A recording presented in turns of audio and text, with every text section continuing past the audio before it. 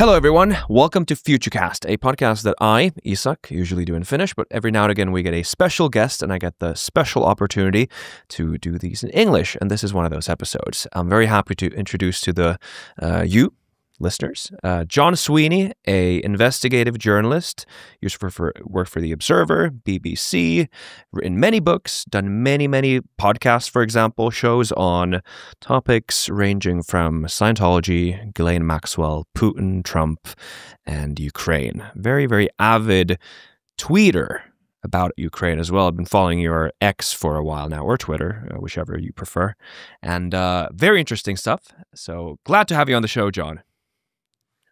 So I'm gutted that we're not doing this in Finnish, because I've learned Finnish, obviously, for this. But if you insist, I'll have to talk in English. Bugger. Bugger. I mean, if you want to do this in Finnish, I'm very happy to. Fuck off. No idea. No idea. You have a nice hat, John. What's the story behind the hat? You have that hat on in every interview I've seen. You've done. I'm taking it off because it's June and it's hot very quickly, but so people know the story. And it's if you follow me on Twitter, I'm at John Sweeney Raw. But what happens is I'm sick of people in the West letting Vladimir Putin get away with murder again and again and again. And I'm sick of the West running away from him. And then February the 14th, Valentine's Day. I don't know about you, Zach, but I've had some pretty bad Valentine's days in my life. And the day I went to Kyiv, in 22, was pretty grim because in my heart of hearts, you know, some of the time I wasn't sure and I had doubts. But I felt that Putin was mad enough to invade Ukraine, the big war, and I'm there in the city. And it's cold, you know, there's snow on the ground. And I just reach into my duffel coat and I've got this terrible hat, which I bought in an Italian ski resort. I said to the guy, "Have you not got a proper colour? You've not got black?" And he said, "No, but for you, €3. Let's just get rid of it." And I, you know, paid my €3. It's an orange hat. Yeah. But at the time, when the Russians do their terrible thing, the big war, February the 24th, and this armored column, you know, they get very close, within 12 miles of the center of Kyiv. And the Ukrainians, the police and the soldiers become paranoid, with reason. If they were 12 miles from the center of Helsinki or London, Finns or Brits would be just the same. And I got arrested on day 2 for being a Russian spy. But after a while, identifying yourself as non-military, as somebody who wasn't, the more obvious you weren't military, the better. Yeah. Now, my ex, and we're still friends, she phoned me up and said, "Get that bloody orange hat off. The Russian snipers will kill you."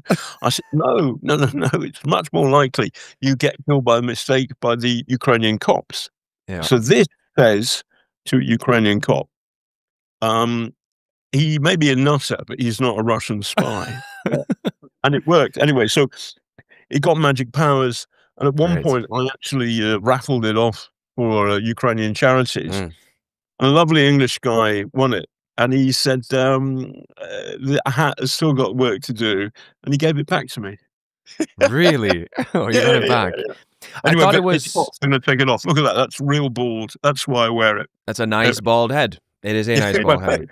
By the way, I have, one of my claims to fame is I have challenged to their face both Vladimir Putin and Donald Trump. Yeah. And the first time I met Donald Trump, and it was a very boring interview in 2012, wasn't going to make our cut for the BBC. Trump wasn't important. I didn't ever think I should not piss this guy off. And after the end of a rather boring interview with him, I just said, I was looking at his crazy kind of walnut whip hair he's got. And I said, why don't you cut your hair off and be an honest, bald man like me? He did not like He it. did not like that. Did No, not like I it. can imagine. Would you? The question is though, would you wear that orange hat to the Oval Office if you're ever invited?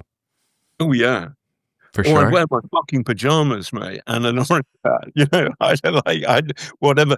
No, well, listen, if a proper president, you know, if hopefully America will elect another president, fingers crossed, Mm. and it won't be Donald Trump, and then obviously one should respect the office, but not Trump. I thought the way he and Vance behaved to Zelensky was disgusting. Hmm. I was bullied at school when we moved from Manchester down to Hampshire when I was 10 years old, and it kind of triggered memories of being bullied at school. It really did. I thought it was terrible the way he behaved. And the point is that since the big war started, what Zelensky is doing simply is saying, I'm I'm the president, but I'm also the effective commander in chief of the country. Yeah. And I know people, men and women, are dying um, because we are trying to resist the Russian invasion. And it's a point of principle for him that he wears it out of respect for the soldiers on the front line. And therefore, it's right and proper to respect that. And I thought for Vance and Trump to goad him, to bully Yeah. him about that was disgusting. And they bullied him about everything. And they showed their stupid ignorance, because what Trump said, of course, was, Ukraine, you've got no cards. Yeah. Well, Turns out they do have a few cards. I would love to talk about that, actually, the Operation Spiderweb, something that everyone is talking about. Everyone following Ukraine is talking about right now. There was a very interesting, I think we're also going to get to Trump in this interview. I'd love to. But you mentioned in your beginning spiel there that because obviously as an interviewer, you've met a lot of very, very significant world people. You said you've met Putin, you've met Trump, and when I met you in London a few weeks ago, you told the story. It was very, very funny, very interesting. After the MH17 shooting down at the plane, MH17, which turns out later was from a Russian Buk, was a Russian Buk missile. Back then, you suspected him, and a lot of people suspected him, and you wanted to confront him in Russia doing this. Do you want to tell that story? It's a really riveting story. yeah. So what? By the way, I felt it was. I knew it was a Buk missile from the get go, because Ukrainian Twitter showed the Buk missile moving around, and actually for the panorama we made, I went immediately. The plane was shot down. There was a window of about a week or 10 days when the international media were allowed into Russian-occupied Ukraine. This is Donetsk and land to the east near Snezhnoye, where the wreckage of the plane fell. And I went there, and I then followed. I tracked the route of the Buk missile. When it's at one point it actually went to Donetsk, and then it went back to Snezhnoye, and I followed that route. So I had no doubt in my mind that it was a Buk missile. And as we know, that's the Dutch investigation, the Dutch police investigation has nailed it entirely to satisfaction of any reasonable person who's capable of weighing evidence. But after that, listen, Zach, I saw dead people and bits of dead people being put into a bin lorry. I saw seats and paperbacks and engines and wheels and the nose in this burnt out kind of cornfield in the middle of nowhere in eastern Ukraine. And also in the rubbish, there were these little trunkies that toddlers, mum and dad pull their toddler along in the rubbish, And I thought, okay, let's get this fucker. Let's go and see if we can doorstep Putin. And I have a big meeting at Panoramas. Listen, I'm just a gob on a stick. They're clever people. And one guy says in Moscow and St. Petersburg, it's impossible. you'll never be able to get anywhere near Putin. And somebody else says, well, sometimes in the sticks and the provinces, the security, they make a mistake. They can make mistakes in the sticks. And somebody else says he's opening a mammoth museum in Siberia. And the editor of Panorama looks around and says, do we have any reporters that look like a professor of mammothology? And I went, oh, fucking hell. It was my niece's wedding just before, and I put my suit on and spilled some red wine on it, obviously, and left at 3 o'clock in the morning to get a taxi to Gatwick, catch a 7 o'clock morning flight to Moscow, change airports, and then fly to Moscow to Yakutsk. Yakutsk is further east than Beijing. It's 9 time zones east of London. And I get off. There's no food on the fucking Aeroflot plane. I'm starving and hungover. And there's no food. No food. Wow. Peanuts or something like that, but not to eat. So I get off the plane. The producer said, "We've got no time. Fuck it. I need a kebab." We stop. I wolf the kebab, and then we rock up. And there's a line of people, and I look exactly like them, down to the kind of crumpled suit with wine stains on my shirt. I absolutely fit in. This was just pre-orange hat era. There's a pre-orange, no orange hat, and it's 2014, and Putin pimp rolls up. He's like the small bouncer at the nightclub, the one you should really be afraid of, not the big guys, but the nasty little one. Yeah, pimp rolls up. Right. Yes. And I jump in front of all the other ones are shaking because it's Putin. I'm shaking because I've got delirious tremens from my niece's wedding. And anyway, I jump ahead of everybody else. John Sweeney from BBC Panorama, tell me about the killings in Ukraine. Tell me about MH17. This is on YouTube, by the way. You can go look it up right now. It's on YouTube, and it's part of our film. And Putin stops, and I've caught him. And all of the Russian media switch their TV lights on because they think this is a prearranged question. It isn't. Not. Anyway, and Peskov is fucking furious with me. And my producer is shooting. There's only me and him. So Peskov has to translate. And Peskov is so angry with me, and all the muscle are angry with me too, standing behind Putin, that he forgets some of his English, and Putin pretends not to speak English, but does speak English. And every now and then Putin had to help out Peskov with the translation. And anyway, in the middle of this, what Putin does, he gives incredibly long, legalistic, and very, very boring answers, which is a block of time. So it looks as though he's respecting your question, but there's no follow-up. It's not a conversation. It's him lecturing. We need to communicate this and do a common investigation. Very technocratic. Yes, a technocratic, boring, and entirely dishonest. Yes. In terms of missing the point. But in the middle of all this sort of stuff, it's hot. I'm still hungover.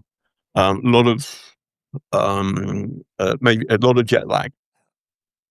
And I suddenly feel there's something wrong with the kebab. And the kebab is sort of going up my esophagus. And I'm almost 6 foot, and I'm 4 or 5 inches taller than Putin. He's quite short. And I'm very conscious that things will not go well for me if I projectile vomit over the president of the Russian Federation. In Russia. In Siberia. But it's a serious possibility. Now, here's the positive fact. I'd never have to buy a beer in Kyiv ever again. Right, yes. Just tell the story. That's the reporter who threw up over Vladimir Putin. Terrific. But they're not going to fucking let me leave if that happens, you know. No.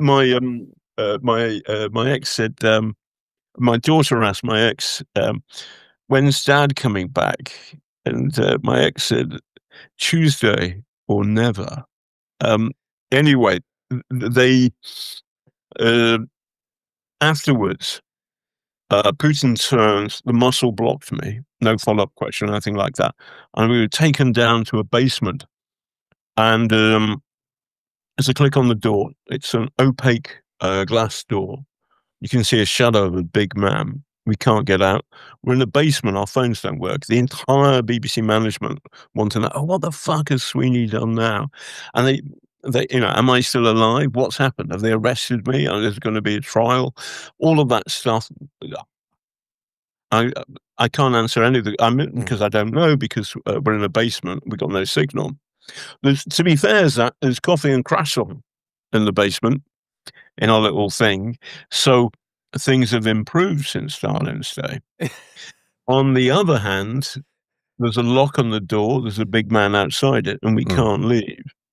Things have stayed the same. A few hours later, Putin was doing a piece of shadow play with a Chinese deputy vice premier. They were opening a kind of crossing point or a terminal for a Siberia to China pipeline. It hasn't been built. It was for show. There was a kind of junction, but there is no pipeline. But it was a kind of indication of a future intent kind of thing. And I'm not interested because I've got my challenge to Putin in the can and his boring answer, but it's the challenge which is the journalistic thing. So I'm right at the back. It's a huge hangar, 200 meters, and I'm right at the back. I'm no trouble at all. I'm not going to go anywhere near Putin. And somebody comes up to me in a suit, and punches me in the stomach. Oof. And then by the time I've recovered and looked up, he's gone. They didn't like my question. Yeah. And when people like Vance lecture Europe about free speech, I mean, how can I put this, Zach? I just want to go, fuck you. Fuck you. Yes, obviously there are tensions in any civilized society about between there's a tension between freedom of speech, which is a right, but it's not an absolute right. You do not have the right to shout fire in a crowded cinema if there isn't a fire. That's, yes, for example. There has to be laws, and those laws have to be interpreted, and we have to think hard about them. Right. But Europe's not Russia in terms of free speech. Yeah, but do not compare or do not forget about Russia. I'll give you 4 examples of people I've met, Russians who are critical of Vladimir Putin. Natasha Estemirova. Anna Politkovskaya. Let's start with her. Yes. Anna Politkovskaya, Natasha Estemirova, Boris Nemtsov, Alexei Navalny. Yeah. In order: poisoned, then shot. Shot, poisoned, survived, poisoned, died. Yeah. In Russia, there is no free speech. I know, because when I challenged the president of Russia, somebody thumped me in the stomach. Yeah, that's right. Yeah. You've met Navalny. You did a brilliant piece on him. What was he like? Why did Navalny rise above all the other opposition figures like Nemtsov, like Yashin, like Kara-Murza? Why was he a figure that rose above the others? Well, Nemtsov was shot. Of course. Sure, that's yeah. But also Nemtsov was Yeltsin's deputy prime minister or prime minister, I forget which, and he was tarred by his association with Yeltsin, and in particular the economic kind of hyperinflation crash of 1998. So that is Nemtsov's great political difficulty in rebranding himself. But I've met, if you're the same, you'll have met lots of charismatic figures. I meet them all the the time, and I kind of deliberately go out of my way not to get impressed. And I've met 5 people, I think, who really, really have impressed me. And they are Robert Maxwell in a bad way, like a villain. Yeah. Princess Diana, there was something extremely beautiful and sexually alluring and good about her. The Dalai Lama, Bill Clinton, and the 5th is Alexei Navalny. Sorry, I live near a railway line that sounded like a fart, but it was a train. Did not even hear it. Might as well. By the way, you can. This is a fart-friendly show. You can fart on the show if you want to.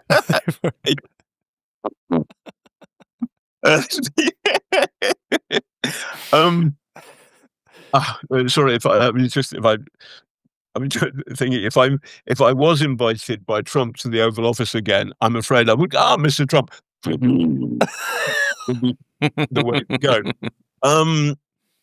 Alexei would start, if he was in this conversation, he would start riffing on exactly that right now. He was utterly unpompous. He was really, really funny. The first time I met him, I had it was Strasbourg.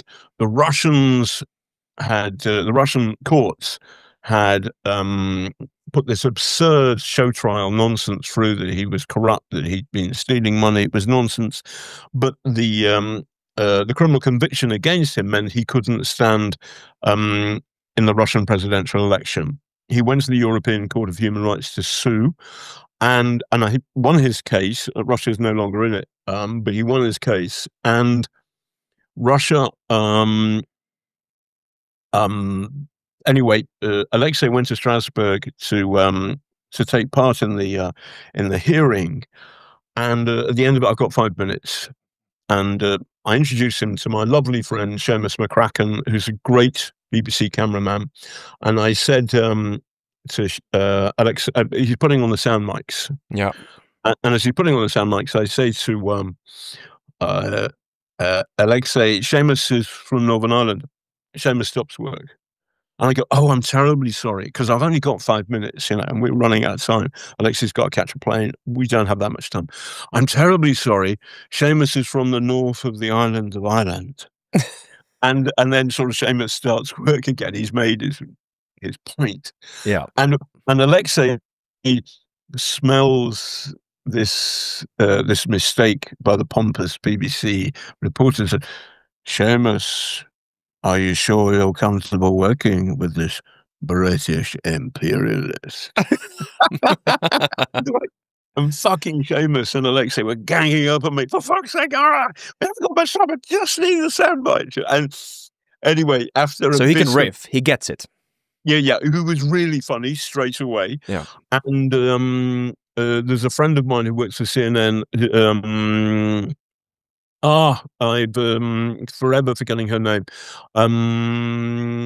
She's the chief foreign correspondent of CNN. Very, very good.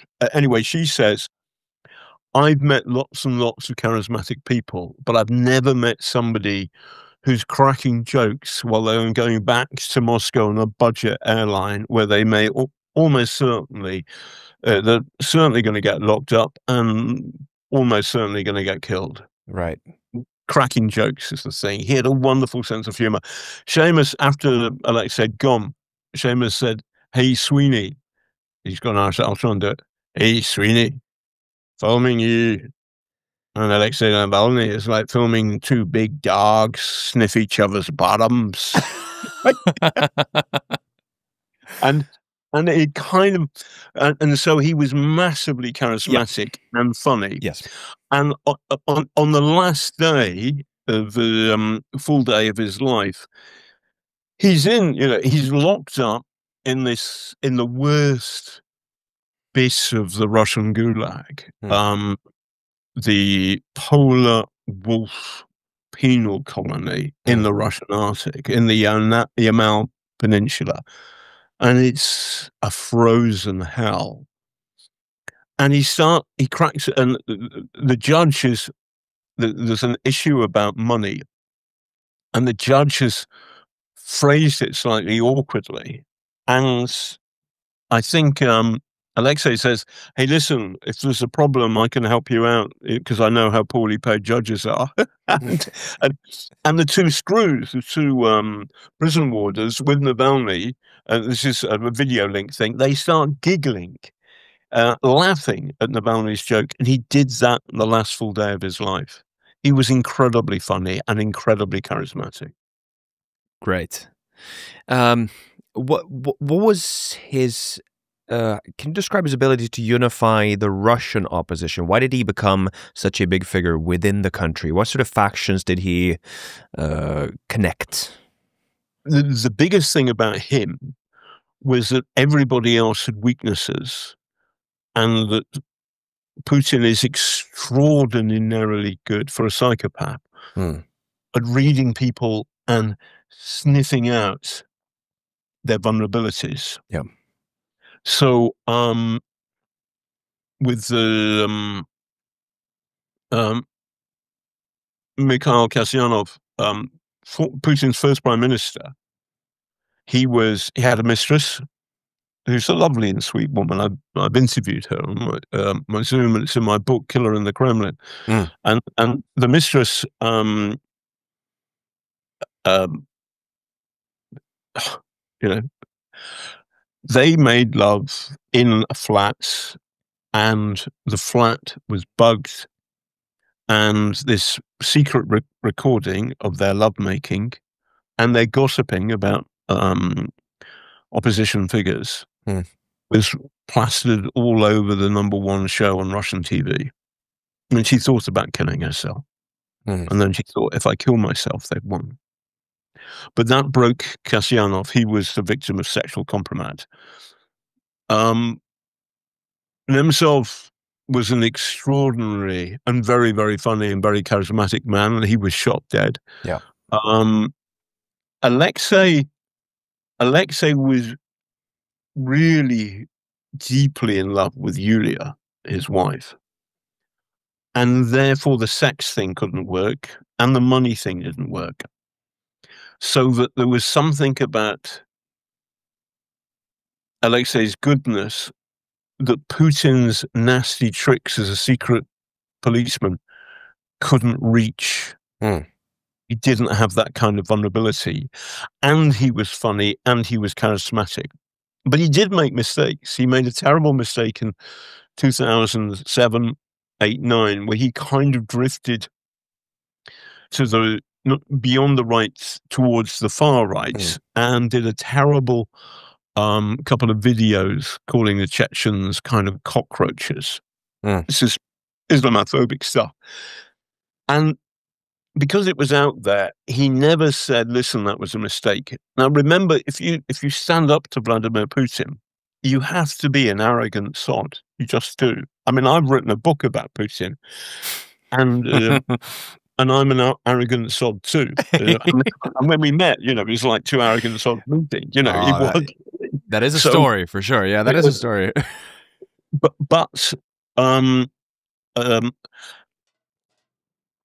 a less arrogant person would have apologized for that mistake. But then, of course, a less arrogant person wouldn't have had the self-belief and the indomitable courage that comes with that arrogance. Yes. And that's what Navalny had. So the problem with it was that because he didn't apologize, the Nobel Peace Prize Committee looked seriously at him. Yeah.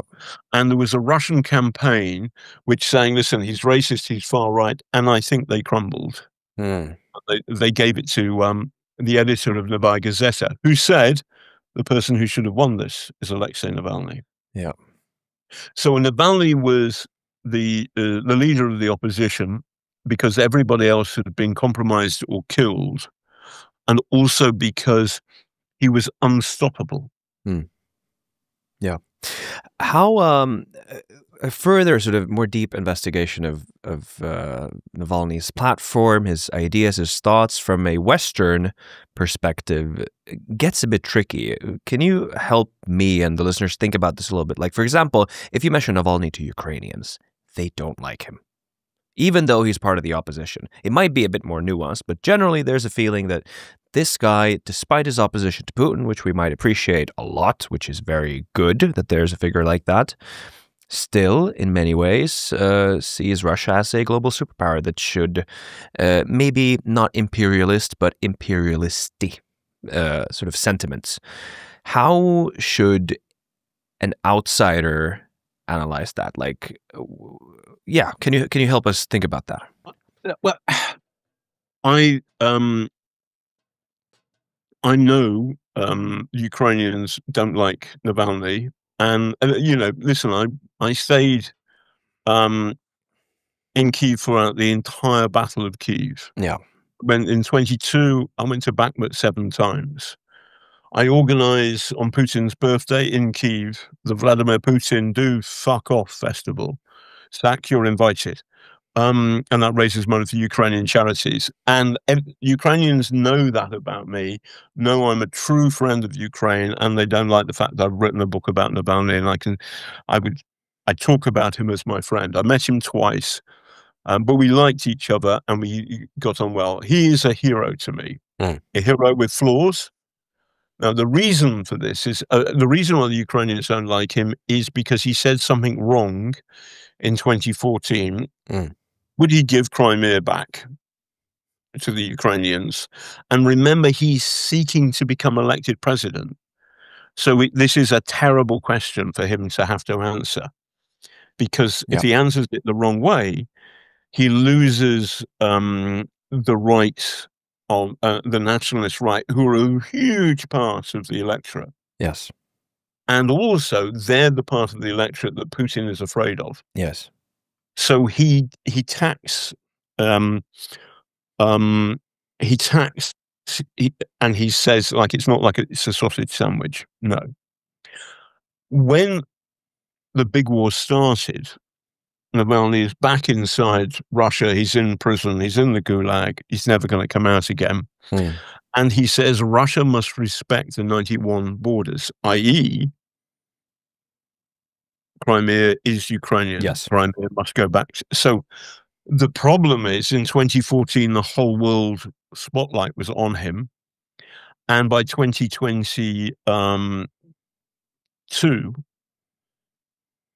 the world was so appalled by the Russian invasion, the thoughts of its effective leader of the opposition, but a man much reduced because he was in the Gulag, had far less weight. Yeah. So when he was wrong, he was in the spotlight.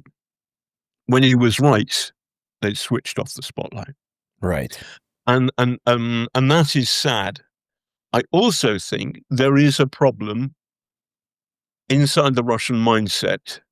It is imperialistic. This is a problem for so many Russians, including Navalny. Navalny was not unique in this. Sure. The only one, there's a great friend of mine who arrested me for being a Russian spy on day 2. His name is Vlad Demchenko, and he's a soldier in the Ukrainian army. And we're great friends. And Vlad says the only one who's good is Garry Kasparov, who, of course, is kind of, I think he's born in Azerbaijan, of Russian, Jewish, Azerbaijani. Right. So played chess, doesn't need to get votes. Yeah, and also he gets it. He gets it. What to happen is for Russia to be crushed militarily by the Ukrainians, not a drawn into a kind of draw because they'll come back again. It's for Russia to be humiliated. And by the way, they got a flavor of that the other day. They did. In this amazing thing. But it's kind of like the British in India, and arguing with people like Churchill, who said, no, we should stay in India. And actually, that was foolish. And the second problem, of course, is that India was a long way from Britain. So it was much easier for our empire, for us to lose our empire, because it wasn't contiguous with Essex, say. the Russian Empire is next door to what I'd call Mother Russia or European Russia. Yeah. And it feels to me is until Russia loses its empire, and it starts with Ukraine, then the Russian mindfuck will continue, and they need to lose this war badly. By the way, they learn from losing wars. After they lost the Crimean War, whatever it was, 1853, they abolished serfdom. After they lost the Russo-Japanese War, they introduced Parliament, Duma, for the first time. 1917, they got rid of the Tsar. The problem is then they got a new Red Tsar, which was that one was a disaster. But 3 out of the is that right? Yeah. So, when they lost the war in Afghanistan, that was the end of the Soviet Union. True. So, yeah. 3 out of 4 wars which they've lost, they've improved. And the problem is 1917. But they need to lose this war. They need to be crushed. And then they can do, because the British Empire was not a good thing. Its ending, its final chapter was a good thing because it was the Second World War, and essentially, we crashed the empire to free Europe, free the world as best we could, and that was good. And Russia needs something like that to happen. Clearly, it's going to end in blood. And that's a tragedy. But what Putin is doing is he's destroying Russia's good name. That's gone. Putin has made the same terrible mistake as the people who voted for Putin to begin with have ended up making the same mistake that the Germans who voted for Hitler did. That they think that that hyper-aggression in how you conduct yourself with your neighbors is a solution. No. It will cause blood. Definitely will. Finally, we get to talk about Operation Spiderweb. This we could talk about these old stories for an episode long, but there's so much to talk about still that is happening right now. Today is the 4th of June, just to let you know, anyone who's listening. So something might happen after we record this and before we publish. But now, at this moment, what we're talking about for the past days we have been talking about is Operation Spiderweb. Several Russian bombers in different air bases around Russia have been assaulted by drones, costing a few hundreds of euros each, destroying billions of euros worth of equipment. How do you feel? How do you see the situation? It's an incredible special operation. If I had been alive in 1920, I would have been 20 or something like this in the Second World War, whatever. I would have liked to have been in the Special Operations Executive, blowing up Europe, and it was, and I got to know a couple of people who did that stuff. It's a lovely guy called Ivor Porter who was sent into Romania when it was still being run by the fascists, and he was locked up, and terrible food for him until the Soviets invaded, and then there was a sense of the breakfast suddenly started getting much better. Anyway, sorry, that's a digression, but it's the swagger of it. And I don't know if you've seen it. I've just seen today these are kind of fancy mobile homes made of nice pine with a with the solar power. By the way, what that means is the solar power will have kept the drones charged while they waited a year. You know, so they had the solar power, because they were open. It was on a flatbed truck, so there was no cover for these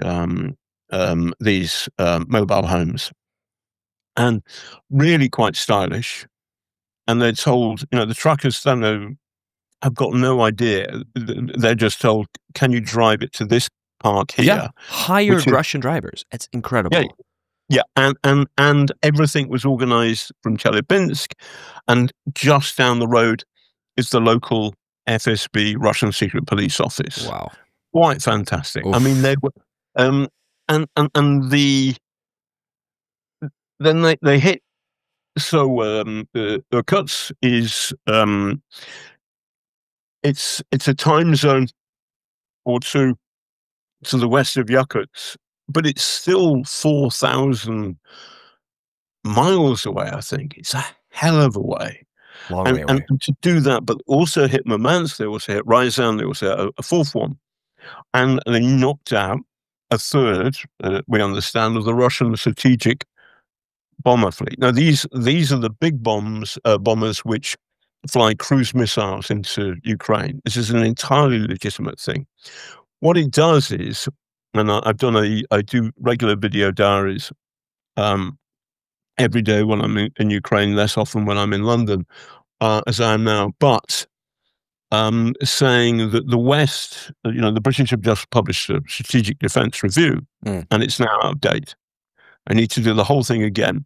Essentially, if the Russians had an aircraft carrier in the Black Sea, the Ukrainians would have sunk it by now, using either these kind of drones or naval drones or some other clever thing they would have done. You know, something that looks like a whale, but no, it's a Ukrainian drone. Yeah. Well, they did sink the Moskva, the flagship of the. Yes. Yeah. So what we've got to understand is the future wars in the future will be drone wars. Yeah. And that changes, it becomes a security nightmare for every capital city in the world. That's true. But also, we've got to speed up fast. Having said all that, as a symbol that when Donald Trump and J.D. Vance said, "You've got no cards," they were talking out of their bottoms. Ukraine has got a lot of cards. Yeah. Number one, spirit, self-belief, motivation. It's the most important thing in a fight. Yeah. Why is Ukraine fighting? Because they do not want to be ruled by the Russian secret police. They want to live in an open society, democratic, with the rule of law, like us. And what Putin is offering, if you're a true Ukrainian, if you're a man, you can end up being castrated. If you're a woman, raped. They've stolen 20,000 children. None of this is, in any sense, okay. It's evil. You've seen this. You've visited Bucha, for example. You've seen this. I've seen Bucha. We found and told the authorities that 2 corpses and civilian corpses in the back of somebody's garden. One had been shot there and one had been shot there. And the Russians hadn't bothered to pick up the bodies. I made a film about this called Under Deadly Skies, about the hammering by the Russians, mostly then using artillery. The film was made in February. We shot it in February 23. It's available on Amazon Prime and stuff like that. Yeah, Under Deadly Skies with me, John Sweeney. But you see the evidence of what they're doing. So Ukraine, number one, has got spirit. It, secondly, has got tremendous ingenuity. They Absolutely. are remaking war in the 21st century. They've just done it. Yeah. And Absolutely. And thirdly, they have friends with money, us. Yes. We need to give them more money. We need to give them more material. And we need to say to the stupid people amongst us, Donald Trump, step forward. What the fuck are you doing? And, yes, I used to work for the BBC for 17 years. So since I've left, I kind of like swearing, and obviously I'm overdoing it. That's okay. No, you're fine. but I thought you wouldn't mind. No, I don't mind at all. But we need to talk in plain language to the Americans. And I don't have to listen. It's kind of, my great friend Pekka, who's Finnish. Yeah, Kallioniemi. Finns get it because you've been invaded by the Russians. You know what it's like. Yeah. I spent 1 year in the military, and that wasn't my choice, but it was because that's the deal, being a Finnish man. Britain is good too, in part because we did stand alone in Europe. Yeah. I mean, obviously the wonderful Canadians and the Australians and millions of Indians and Africans fought with us too. Definitely, yes. But in Europe, we stood alone, and part of our island story makes us sympathetic to Ukraine's story. Yeah. But we're not doing enough. We're far too much. We're still buying far too much liquefied natural gas. Too much of everything. Yeah.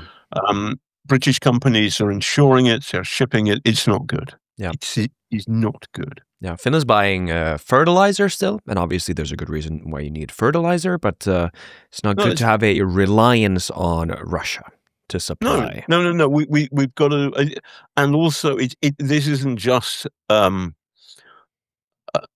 moral point, though the moral point is important. Absolutely, it's also about self-protection. Yes, because I believe, for example, that Brexit has was enhanced by dark Russian state propaganda and maybe dark Russian state money. And there has never been a proper investigation by people with the chops to do this properly, and there should have been. I believe that Trump got into the White House the first time in part on the back of a Russian secret police operation. That's what the American intelligence community concluded. I think that conclusion is correct. The Mueller report? Sorry? The Mueller report? It was a bank of, there was not just that, there's a bank of stuff. There was a lot of stuff, yeah. The Steele dossier, I think this started with that, and then there were a few reports that had conflicting analyses and whatever. But it is, I find it sinister. Yeah.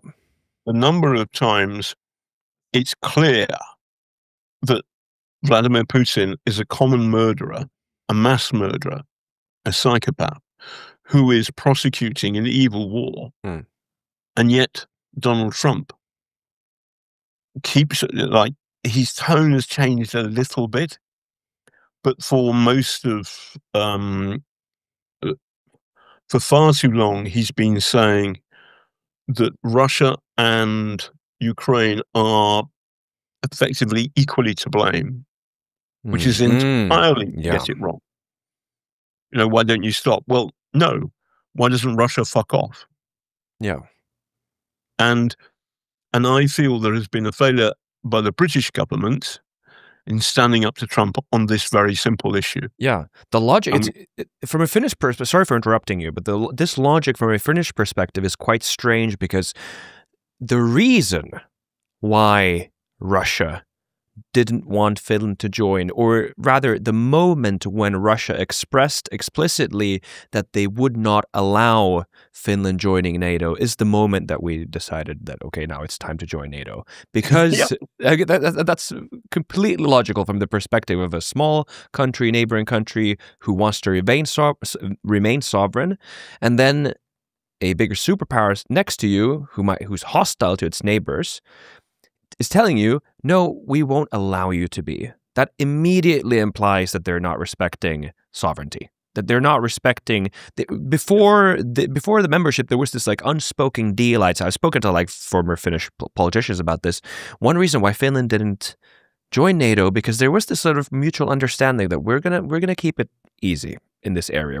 It's fine, more game theoretical kind of. We're not gonna make a move if you're not gonna make a move kind of thing. But saying that you're not allowed to join is a move that a small country will respond to. Yes. Vladimir Putin is hyper-aggressive. Yeah. He's a psychopath. And he's a psychopath like Hitler, and he needs to be crushed.